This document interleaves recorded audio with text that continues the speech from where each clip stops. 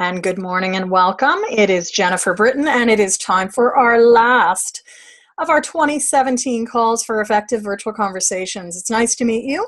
I am the author of Effective Virtual Conversations, as well as From One to Many, Best Practices for Team and Group Coaching and Effective Group Coaching, which was published almost 9 years ago this month.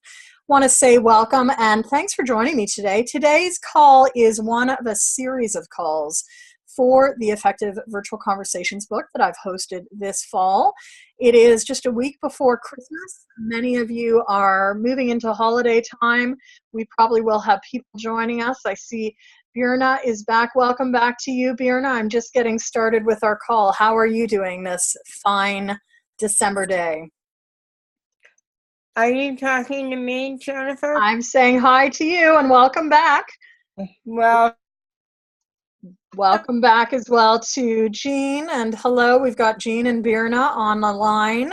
Want to say welcome to today's Effective Virtual Conversations call. It is the last one in our series, and we may have people dropping in. So just want to get you thinking about today's topic, which is setting group members up for success, or setting everyone up for success.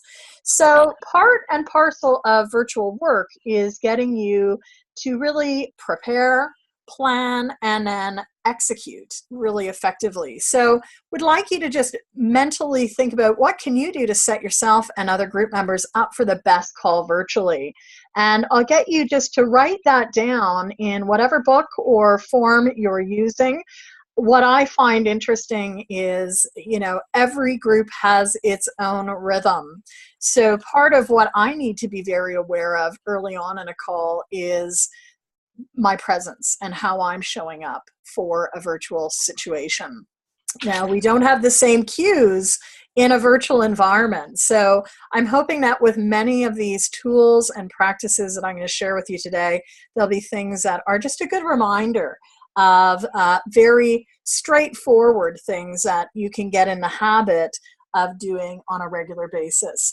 So I'm looking around. I can't find a copy of my book, but this is scattered throughout parts of a couple of chapters that I want to make reference to. You've got chapter 6 as well, and that is all about preparing for blast off.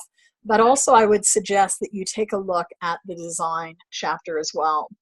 So as we get going, I'd like you to think about, what does setting up your groups for success mean for you? And last week I was on the road. It was quite interesting for the people that I was with last week. It was really about making sure that there was deep dialogue and engagement. Other groups that I work with, it's about getting things done. So for your groups, I'd like you to think about what's the lens through which they look at the calls.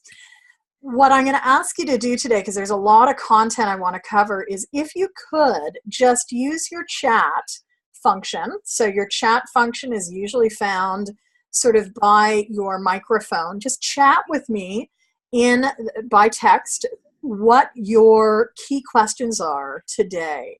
And there's Birna. I see Birna again. So welcome back to you, Birna. We've got your video on. Birna, do you know where your chat is on the system? I do, and it's Bryna. Bryna, I'm sorry, Bryna. There we go. Bryna, do you have any burning questions that you want me to make sure I cover today? Well, I like the idea of how you, as the facilitator, show up. What we need to keep in mind when we're facilitating virtual groups. Yeah. That would be good. That would be good. Excellent. So for Bryna, I got it right. Yep, for Bryna, that's what it is. Jean, I know you're here with us as well, and you can either chime in by chat or you can chime in verbally. Anything that you would like, Jean, from today's call? I think it's very similar. It's about making sure that I'm prepared in the way that I need to be, so that I am present and everything is, if I'm not in the right mood, then it's going to set the tone for the session. Yeah, and I'll be transparent here, and I'm glad that I always work ahead, because this is one of those weeks of the year where, it's a week of wrapping up projects. It's the 18th of December. And as I landed late back to Toronto on Thursday night, I thought, how am I going to get everything done for Monday? But luckily I had prepared this last Monday, actually. I think it was last Monday or Tuesday. And I always like to work in advance because you just never know what's going to show up. And usually lots of things show up. So presence, if we come on to a call and we're flustered, what's going to happen to the call? More often than not, this is not always the case, but more often than not, your participants are going to feel anxious. People are going to get concerned. And when they don't feel confident, when you don't feel confident and your group members don't feel confident, that's typically where the tricky issues emerge. So I can't undersell presence. Thank you, both of you, for pointing us to that. I think also we can do a couple of things even before we get in the room. And that, of course, is in the design space. And I've done a couple of calls this fall on design. If you haven't checked out any of these calls, you can find them at effectivevirtualconversations.com. Most of them will be available for a while over at our community calls page, or you can also check out our YouTube channel, which is Effective Group Coach, not Effective Virtual Conversations. But in design, even to sort of circumvent challenges, we want to ask ourselves some basic questions. Number one, what barriers might people face in their learning process or discussion? It could be technology is getting in the way. It could be a lack of clarity. It could be, I'm not even sure what I need to do before I get on a call. So if we're assigning things like pre-work, are we letting people know what that might be and how much time it will entail?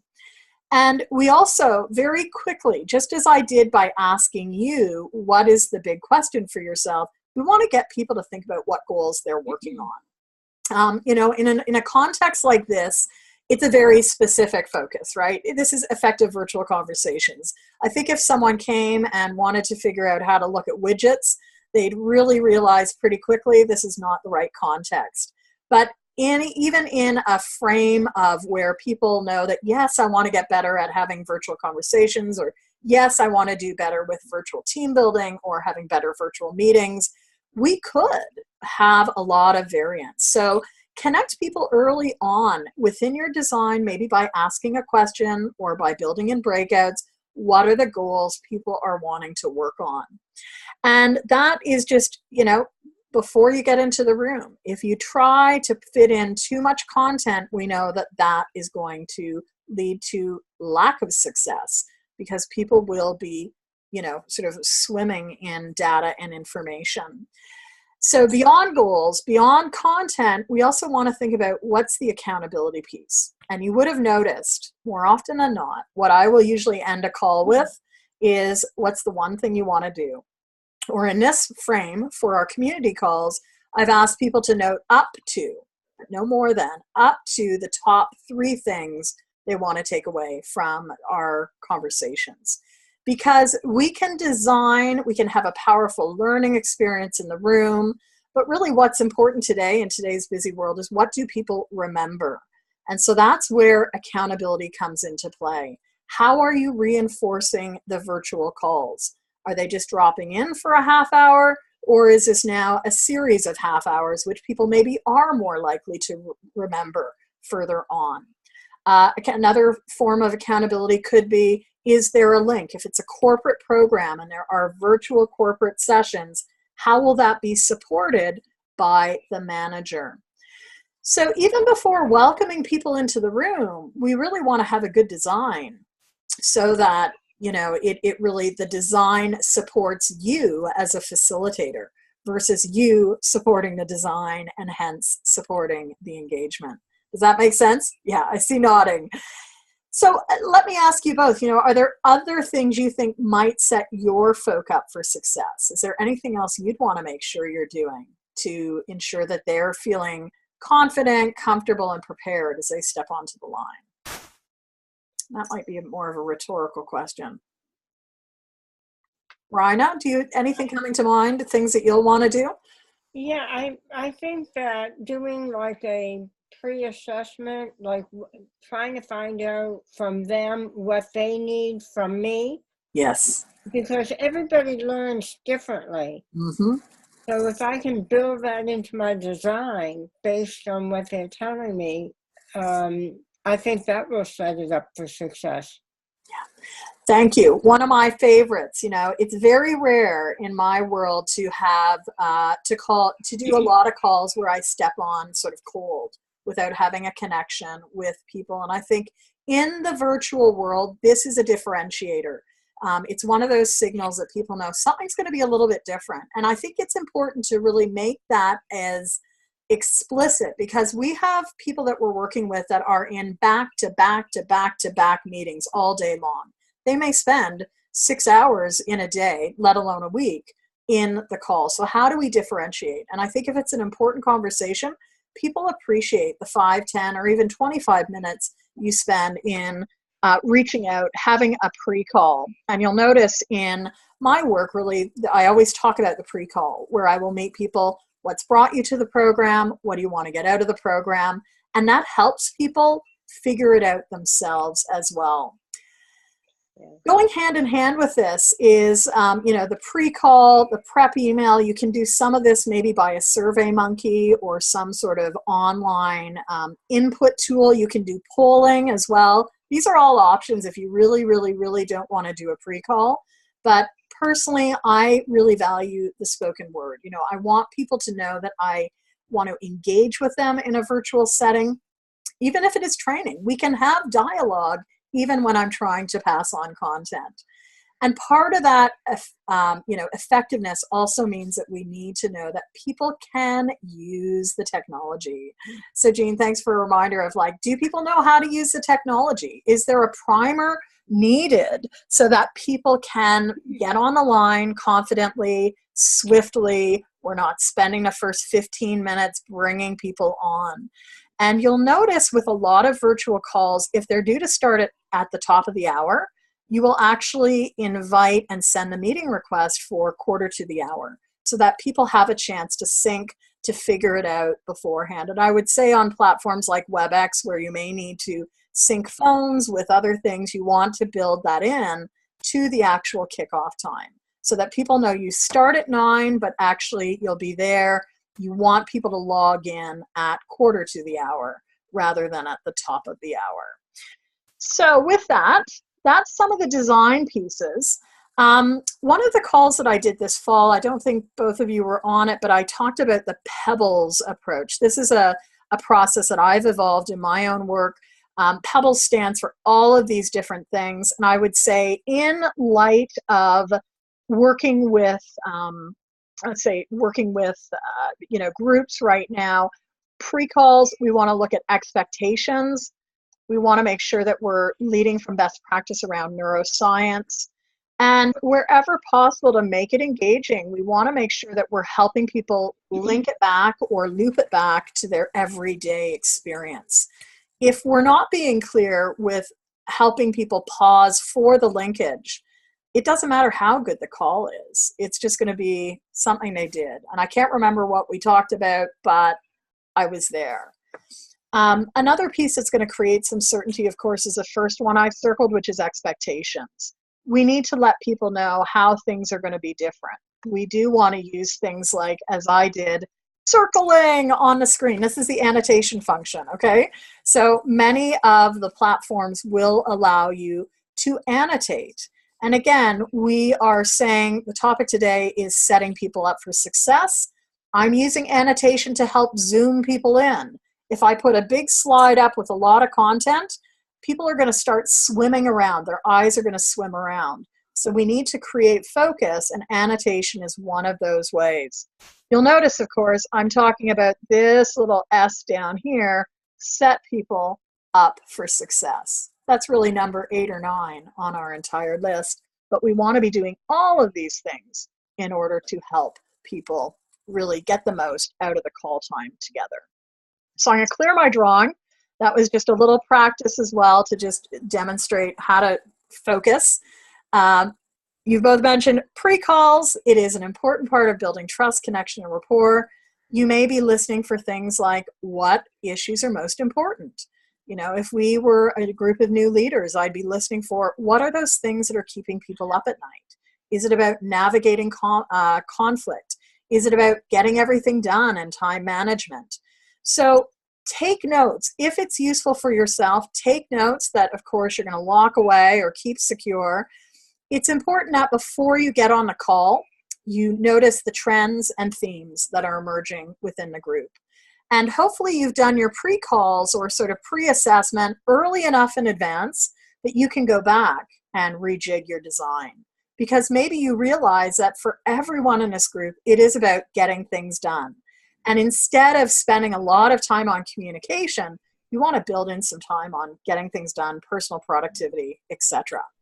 So there's always a balancing act. And one question I may ask, I don't always ask, but I put it here because I think it's a prompt for myself as well. When I'm with groups that I only have like a one-off, like it's quite plausible that you only have one contact time with each group, I will often ask in some fashion, what will make this call a success? That helps me laser into what is that thing that's going to give people a wow? What is going to be the one thing that will help people at least maybe remember the call beyond the next 24 hours? So a couple more questions there for you. Of course, the way you welcome people into the call is important. Do you connect the group early on with the what's in it for me? I did that today by asking you what's important about this topic. If we were a group that was meeting regularly and interacting regularly, I would also include things like group ground rules or ways of working. So things around confidentiality, or if it's a recording that's going to be shared, do you know that it's a recording? Similar to what I said, we are recording today. Things like respect for differences, how we as a group want to, welcome and embrace different ideas. And I think another thing that's often overlooked is providing a roadmap. Let people know what that roadmap is. And I use roadmap intentionally because it's a wonderful visual frame to say in the first 13 minutes or 15 minutes, first half of the call, we're going to be looking at this, and then we're going to transition into this other point, and then we're going to wrap up here. So in the virtual world, we want to paint a picture. I would say in any training environment, we want to paint a picture, but especially in the virtual domain, and especially if we don't have visual anchor points like we do here. So those are a couple of things, another, which is bringing into the room. People will remember the start and end of things. That's one of those brain-based tips. Latency and recency effect is what the proper terminology. When you're bringing people into the room, you'll want to think about, what do they see? What do they see when they arrive? Is there a map? Do we get people to dot? And I talked in an earlier call this fall about getting people to dot themselves on a map so that we also get a sense of where are people in the geographic space? Okay, so a couple of ideas, and before I move on, are there any others either one of you would like to share? What have you seen that works well, or what do you hope to include as you kick off your calls? Jean, Bryna, anything? Jen, I'm very much in tune with what you've just covered here. These are pretty much the standard ways that I kind of greet and get started. I think that well, besides ground rules, like you said, it's about getting them involved and help setting them so the team buys into them. But a lot of people need the big picture. Where are we going? What are we going to do? And then you just, the bringing people into the room, and this becomes a challenge as you have people join late. A lot of times I will put in the prep call or the kind of thing. If you have to join late, when you come in, just come in silently. Because you don't know where. Pet peeve of mine is when people burst in going, "Hi, this is Jean," and you're 15 minutes late. That's just a pet peeve of mine. Yeah. Well, thanks, Jean. That's such a good reminder, because we always, and inevitably we do. And I think what you're signaling too is just, we have a control over our room. Some facilitators, less coaches, but some facilitators will mute the entire line. I personally don't like to, unless the room is large, and then it can be very disruptive if you have beep, beep, beep, people joining in. You'll also want to think about, do you enable the welcome chimes? Do you leave them off? My personal preference is for smaller groups, leave them on, because that is a signal to me without having to distract my focus like someone is joining. And if you have 25, 50, or 100 plus people on the room, you want to disable those welcome chimes. That is just very distracting when people are coming and going. So a couple of things to do, and kicking off the call, like I think another sort of awkward moment or awkward moments are in the minutes that lead up to a session. We don't necessarily see it so much. You know, as you enter into many of my virtual calls here on Zoom, I have a waiting room. And so people just sit in the waiting room until we're ready to get going. But in some other areas, you might have people joining in 10 minutes, 15 minutes before the call. What do you do? Here in Canada, we can't play music because that would mean that we'd have to pay an artist fee to the artist of the music that we were playing. You want to respect intellectual property by all means. So what do you get people to do if they're early? Well, this also is where a map on the screen can become that visual anchor, and it sort of makes the silence, or what could be potentially the silence, not so silent, because people might say, hey, you're from this place? Hey, I was there on holiday last year. So it's another connector across the room as well. So if you don't have a good library of commercial stock photo, and I say that intentionally, commercial stock photo, you may want to explore, maybe gift yourself at this holiday season, some credits for something like iStock I have a monthly subscription at Adobe Stock. And so every month I get 10 new credits. Again, it's commercial licensing. So you can build up that repertoire for something that people see as they get on the call. I like to use illustrations. So in Effective Virtual Conversations, I had an illustrator work with me to bring to life some of these concepts, because I could have just put on a slide, what are the things that we want to do to set people up for success? Well, hopefully you've already started looking at what Jane, who is one of the virtual facilitators of the book, has on her wall. She's going through her own meeting checklist, and she's making sure that she has an agenda, that she's rolled through what are called the 8 essential meeting questions. This is all in the chapter on meetings. And that she's thinking about, how do I use breakouts, virtual whiteboards, and other setup to get people moving and engaging throughout the call. I also cover in the book 5 faux pas, 5 mistakes you might make in virtual meetings. So Jane, of course, being a good virtual facilitator, is going over those. And she's also thinking about how can she share the roles with the team. So maybe she has someone who's acting as a note taker and or a timekeeper, or a scribe and someone keeping note of the time. And finally, she's also noting for herself what are the things she's going to do at the start, the midpoint, and the end of the session as well. So think about how over time, you know, you're not just using visuals, but you may be creating, in this instance, it's an illustration or a cartoon, or you might even be creating a video welcome that's specific to your group. And that video welcome could be played at the start. It could be played pre-program. It could be played at any time. But it's another way to get people engaged and in the room. And depending on your audience, you might have people who are really expecting a very media-rich context. So I may have shared this or not, but you know, there's lots of great video editing tools. Adobe has its own. It's Adobe Spark. I did a series of videos in the summer of 2016 using Adobe Spark.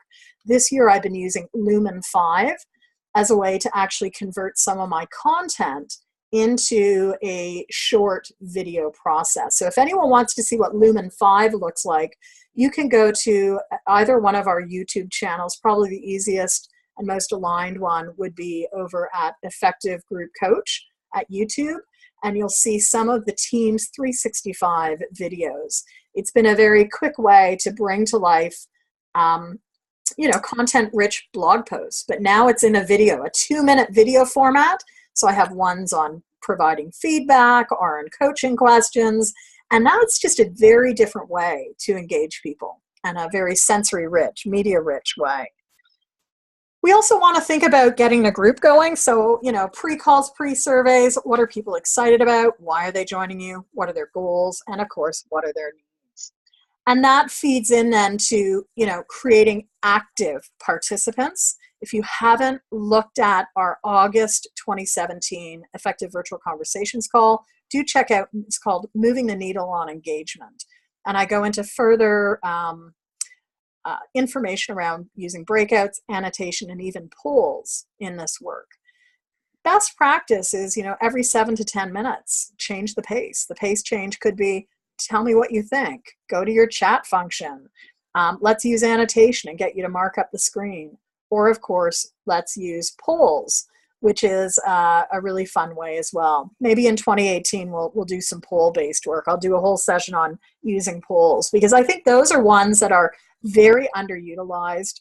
I was in a session last week while I was on the road, and I'd forgotten how nice polls are, not only for learning reinforcement, but just for interaction. And with technology today, anyone who has a mobile phone can actually engage in it real time. So key to this whole work is like continuing to ask the question, what will success look like? We're setting people up for success, but what does success look like? Are we aiming for the right thing? And the right thing might be engagement. It might be learning retention. So if it's learning retention, what else are you doing after the call that is in addition to the call itself? Quick reminder, many of these topics today are housed in Chapter 6, Pre-Preparation Checklist. I did a whole 30-minute call last month in November on running through the checklist, and you can download that.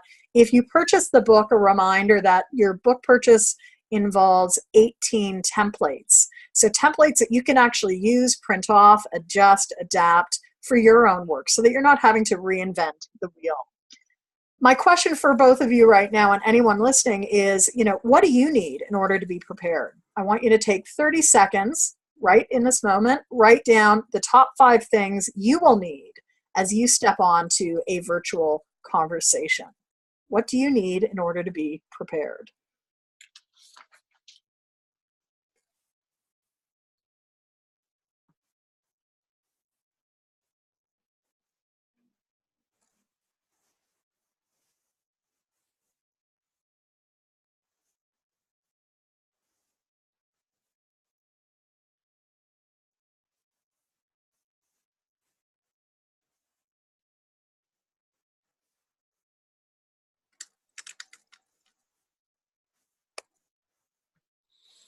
All right, eyes are up, so that's a good thing. I think you might be thinking of participants, you may be thinking about materials, the technology. And one thing I always like to think about is like, what are the goals? This has been like a key theme out of today's conversation. What you can see here, and it's not quite as luminous perhaps on our screen, is a 5x5 matrix of a 1-page plan. This is something I get most groups that I'm meeting with regularly to complete. And it gives them a place to note the key goals or measures of success that they're looking at. You'll notice here it says goal, description, key timelines, resources that they'll need, the who and the what, and what's going to help them or hinder them, enable or derail them. And why I keep going back to this tool is because if you are working with, say, a virtual group or a virtual team, having the group share their 1-page plans as it relates to their common bodies of work is now another way to boost peer accountability. And something we haven't spent a lot of time looking at this fall, but it's a topic I want to be addressing in 2018 on these calls, is how do you boost peer accountability? So 1-page plan is a starting point to get people in knowledge of each other. A 1-page plan would be appropriate if it was a virtual team development process, i.e. more than one call. It would be appropriate if it was group coaching or team coaching. Where I would not get someone to share a 1-page plan, of course, would be in just a one-off virtual meeting. Over time, you will start hearing from your learners, like what is useful? What are people enjoying? What worked well? What are they taking away? And what should you be doing differently next time? So evaluation is part and parcel of this work. Beyond this call, we always want to track for people's reaction. That's the smiley sheet. Or their behavior. What are you going to do? And then how are you going to apply it? What are the real application pieces? And one of the reasons why in launching Effective Virtual Conversations, I didn't want to just do one call, but a series of calls, is to also start tracking people's application. How are you taking this body of work out into the world? And it's been very interesting. I've had a lot of emails recently from virtual team leaders who are putting this into practice, whether it's in one-off team meetings or extended team meetings. So we need to build community in the virtual world, and it can be as simple as having multiple calls every month. Finally, one thing I want to leave you with, and we won't have time to talk about it, but it's key to setting people up for success, is we need to check for people's readiness. You know, are they in a stage of like, I'm just not even thinking about it, I'm turning my back on this, or am I totally committed to it? So we can have a great call, but are people ready to step into success, or are they there because they're being mandated to be there? And part of our role as a virtual team facilitator is also to meet people where they're at. You know, this is an energy consuming role, it can be. And, you know, there are groups that are totally ready to run, like you see at the top of the staircase, but there are also groups that are at a different place where their hands are on their hips and they're just like, they're trying to figure it out. If I come and I'm like, yeah, let's go, I'm totally going to like step over the important issues that need to be discussed. So we do want to meet the groups wherever they're at, check for readiness. This is where platforms like Zoom or other streaming platforms allow us to see visual cues so that we can really get a sense of what's the energy people are coming to the call with. A final notion I want to leave you with is also pre-work. You know, what pre-work is going to set people up for success. In the virtual realm, it's not just about the touch points, it's about the pre and post work that exists. So we are coming to the end of our call. This is that moment where I turn it to each of you, and you can share this verbally or not, but I'd like you to at least note for yourself, what's one of the items we've discussed today that you want to take action on? I hope that out of the dozen plus calls, so more than 6 hours of calls I've done this fall, that at least there's at least one item that you've been taking some consistent action on. As you write that down, and if you're listening to this on a recording, you might want to pause. But because we're coming to the end of our time, I just want to flag that I've now uploaded the calls for the new year. And in January, February, and March, I'm planning on just doing one call a month.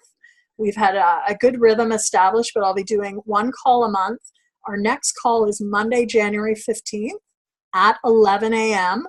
In the new year, they'll vary back and forth between 11 and 11:30, but it'll be January 15th, February 26th, and then we're moving to our next call in April. I may once in a while add on a new call, and of course keep your tabs open at Facebook at Effective Group Coach. But we've covered a lot of topics in the last couple of months. So discussion is limited today. A final notion is, what's your size of group? And we've been really lucky in our work to have smaller groups here. If you are in a larger group, you're always going to wind up with a punch, or want to wind up with a punch. So my final set of questions is for each one of you, not only to think about that one thing you want to do, but I'd like you to actually think of an upcoming session. What is that one thing you're now going to apply that you just wrote down? What can it look like practically and tactically? So take another 30 seconds to get even more specific on your action step. Think now of an upcoming session and drill down to one more layer so that you've got an action step with more layering underneath it. 30 seconds.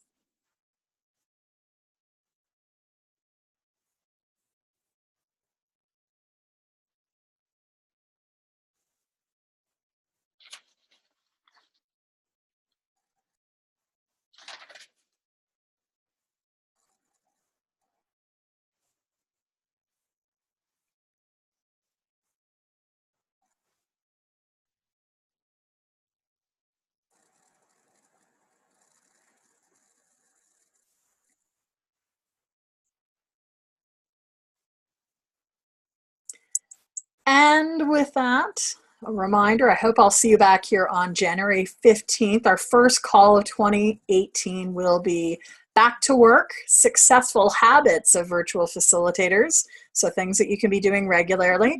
In February, I'm going to tackle the topic of trust and teams in the virtual environment. And I think that's key for this work. April will be into more activities, and I've mentioned a couple of ideas which might round out our sort of May and June calls as well. I'm committed next year to doing 12 calls. They will happen on a Monday, so I do hope that you'll join us. And of course, we've got the other programming, including Learning Lab and Design Studio. That's an annual group meeting on Fridays, as well as 2 shorter programs, Virtual Facilitation Essentials and a Virtual Facilitation Intensive. I have to say, I want to thank you for joining me, whether you've been here live or I can tell by metrics, people are watching these videos. Thank you for breathing life into this really important topic during 2017. I want to wish you a wonderful holiday season, and I'll look forward to having you back here in 2018. So with that, Birna, anything that you want to mention as we go to wrap up our final call of the year? No, I just want to thank you so much. I get so much from this. It's fabulous. Thank you. My pleasure. And Jean, anything you want to mention before we go to wrap? Just say thank you. It's been awesome. I'm sorry I missed a couple, but I've tried to attend most of them. It's been a nice quick reference guide to your book. Yeah. Well, I know that people are using it, so that's what I love as an author. And with that, I will see you back here January 15th. Have a great holiday season, everyone. Take care. See you. Bye.